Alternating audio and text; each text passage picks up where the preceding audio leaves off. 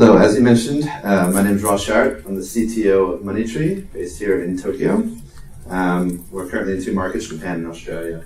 And we offer a financial data portability platform, which is helping consumers link with their financial institutions, and we're helping financial institutions both reach their consumers better and also navigate the new landscape of open banking and open data. And I specifically want to talk about that aspect of it today. So if there's one thing to take away from my conversation is that open banking is coming. We're going to talk about a little bit about regulations and initiatives around the world, which is opening new data sets for analysis. Big data tools, as everyone in this room probably knows, are becoming more prevalent and easy to get. But the data itself, maybe not as much so. We'll talk about that a bit and why we believe that privacy and security are actually prerequisites to do a data-driven business into the future. And also just to touch on the fact that it is good business to be private and secure, but it's also the right thing to do. So there's a global trend happening in financial services around the world. What we like to cheekily call PSD2 is eating the world. PSD2, if you're familiar with it, is the regulation in Europe, particularly around payments, but the upshot is a mandate for APIs into consumer banking data. So this is happening. It's going to be fully implemented in the next few years. The UK has already basically announced something similar, even though Brexit is kind of irrelevant. They'll also do a PSD2 version. And many markets, including markets here in Asia, are using it as a template for their own regulations. Now, PSD2 is a template, but every market's different. So you have different technological environments. How many people have smartphones? Are they Android? Are they iOS? Are they still on Galapagos Keitai here in Japan? Or are they on some other thing? What is the existing regulatory framework? And in particular, what is the regulator's relationship to the regulated companies? Some are more friendly and collaborative, and some are a bit more combative. Consumers are different in their technology and financial savviness. FIs, the financial institutions themselves, are also different in how technologically capable and what their ultimate strategies are. So each market's different. And the upshot of that is, as almost everybody considers a PSD2-like regulation, they have to map that to their market. And we found only one through line there, and that is open data. Basically, every financial institution in the world at some point will probably be forced to open up an API to their consumers' data. So that's a huge opportunity for anybody who knows how to handle data and use it. So in financial institutions and fintech companies, we're seeing the ability to have deeper insights into consumer needs, higher speed to market and faster uptake, an ability to service the long tail. You can better give people what they really want, so higher conversion rates. Efficient offerings means you don't have to make as many offerings in order to service your market. And ultimately, it's this bottom one that most people are going to be interested in, which is consumers and small businesses that were previously not accessible in a profitable manner are going to be accessible in a profitable manner because of open banking. So that's a vast new market that basically nobody's in, and that's becoming available. So that's the opportunity. But open does not necessarily mean you can get to it. It's not necessarily accessible. So everyone will have that API, and all the consumers will be able to give you their data if they choose to. Can you get to it? So I want to talk a little bit about how can you get to it, and what is the cost of doing that the wrong way versus the benefit of doing it the right way. So in our minds, the biggest difference between the coming data revolution in open banking and all the previous ones in data becoming available via, as people were saying, either from a government database or something more generalized, is the consumers themselves are in the driver's seat on this. They will have a bank account somewhere and they will be transacting in their credit card or something.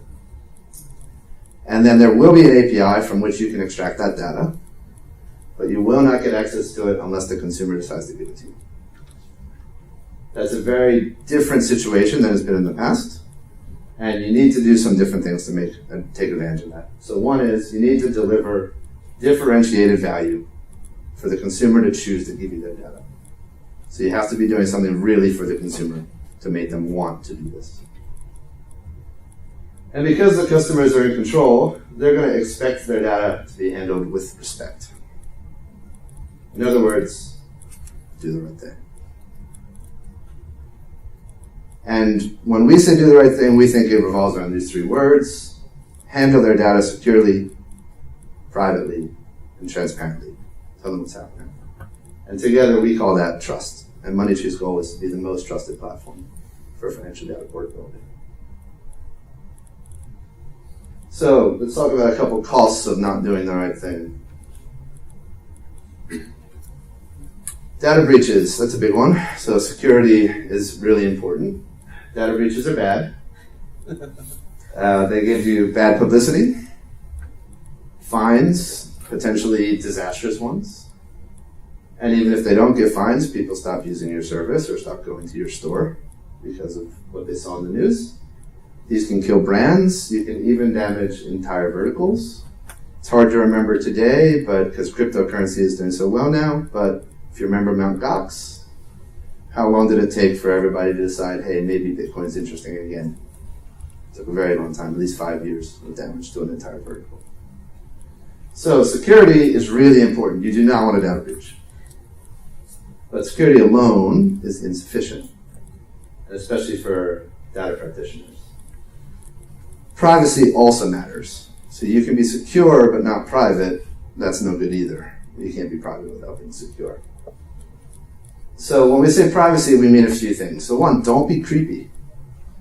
Consumers really don't like it when they don't know why they're still being advertised to 2 years after you bought a pair of shoes and it's in their Facebook feed.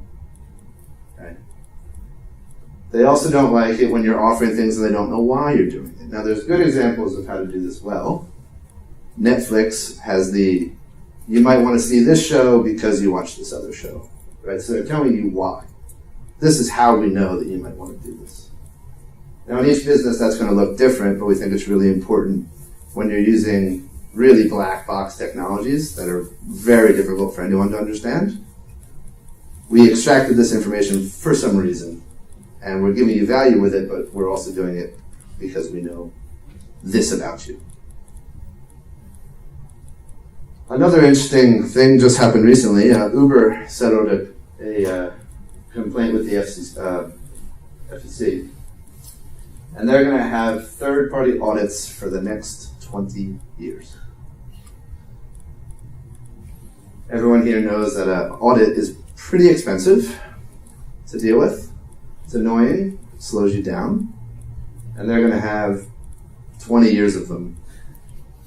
Not because they had a data breach. This is not a security problem. It's because they had a privacy breach. So what did they do that was so bad?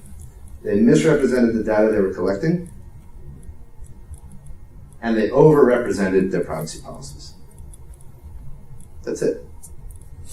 There wasn't some hacker came in and stole all this data and did something with it. They just weren't doing what they said they were doing. This is high cost of having a privacy problem. So let's learn from their mistake.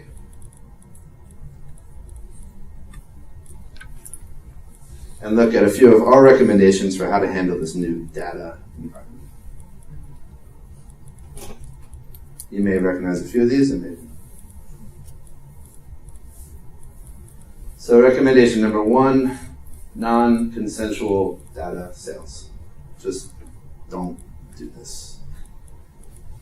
Anybody out there who has a big data set has probably gotten phone calls from companies saying, can we get out?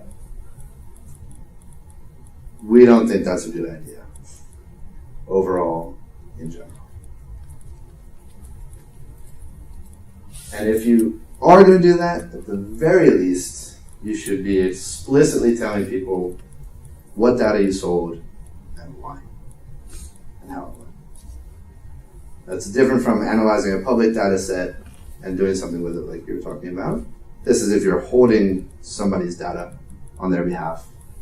You really want to be very explicit about who's going to get it and why. Recommendation number 2 is to communicate in plain language. This goes back to our transparency point. Especially with consumers, you can make the argument that businesses are more sophisticated, but that's often not the case either. Consumers are much more likely to share their data with you if they understand how it's going to be used and how it's going to be protected. And to do this starts with privacy policies, which are dense, typically legal documents that nobody wants to read or understand. But they're very important, and you can do a better job with them by giving a summary or a highlight at the top. This is what's going to happen. This is how we treat data. We include we will do this, we won't do this section to try and make it very clear for the person opting into giving us data that their data will be treated in a secure, private, and transparent manner. A recommended number 3 is to have explicit opt-in. This is the opposite of recommendation number 1. So explicit opt-in means to give your customers increased control of how their data is managed.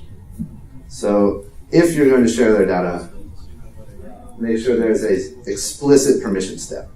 We are going to give this data for this reason to this company. So in our case, we use, this is actually a really easy thing to do if you have an API, because OAuth does this inherently. And this is how we do it in our Moneytree link system, which we say to the consumer, you have asked us to share your data with this accounting company because you want your taxes done. We are going to share that data now. Is that okay? Yes, it's okay. Completely explicit. They know exactly who's getting the data. They know why. And they know that they're in control of sharing that data. Going back to the previous point, the other side, the company receiving the data, they're going to do your taxes for you. They're giving you a real value in order to get that data. And the final recommendation I'll make today is have a way for your consumers to opt out. And ideally a unified way. So one common thing we see is, especially around marketing purposes, when data is, consent is given for some reason, often that'll come with a number of third-party or additional partners who will receive that data. This often results in a bunch of emails, some of them somewhat spammy, whatever that might look like. So we're recommending that you have a way to say the data can no longer go there and they don't go to any of the other partner companies either. We stop the data flow. And so a separate opt-out for each partner just basically means that you've put the onus of managing data back onto the consumer, and they have given it to you in the first place because they trust you to do it. Right, so that's our 4th recommendation. And that's all I have to start with today, but I'm happy to take questions. We actually have about 10 minutes. We have GDPR take effect next year, but do you think your service will perfectly go to deal with it? Yeah, so we're seeing the upshot of that is typically that they're opening an API, and that we are happy to consume the API and still be that data platform, that they can use then to connect back. So we're not going to have any trouble helping financial institutions meet that requirement, but they still have to open the API themselves. Assuming you have worked in Japan for 15 years, and do you see any particular challenge among Japanese businesses related to business? Sure. Yes, there's a number of things. One would be that in financial institutions here in Japan tend to outsource most of their technology. So a lot of them can't quite move as quickly into certain areas as they might like. So that's one area, and one of the reasons we exist is to help them overcome that part of their challenge. Another is on the consumer side, because they haven't had internet banking, or if they haven't, it's not really everybody has it. It exists, but you have to sign up separately in a number of these kind of more difficult flows. So you tend to see that the consumers here, their expectations are different from, say, they are in Australia.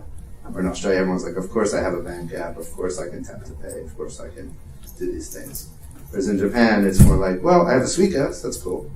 I can tap to pay on that, and that's really good. But, oh, when was the last time you logged into your online banking? Oh, I don't. I just go to the ATM and put in my Suica. Right? So there's a different savvy level. So when you're trying to build products to reach that market, you're going to offer them a different set of things than you are in Australia, for example, or other markets. So I wouldn't say that there's anything, I wouldn't say that's better or worse. I would just say the challenge in Japan is more along those lines, for the creating differentiated value and for making people want to do it. Whereas in Australia, the financial institutions we're speaking to down there, the challenge they want to do is to be the main financial institution. So they want to move from the model of you have a bank, and then you have another company who does your mortgage, and then you have another company that does your credit card, whatever. They want to be the main financial institution. They want to do all of it. In Japan, we tend not to hear that strategy as clearly articulated. I'm sure the megas would like that, but there's a number of other companies that are perfectly happy to be a regional bank. They just want to reach their regional customers better. I guess we have a couple extra minutes then. Thank you, everybody.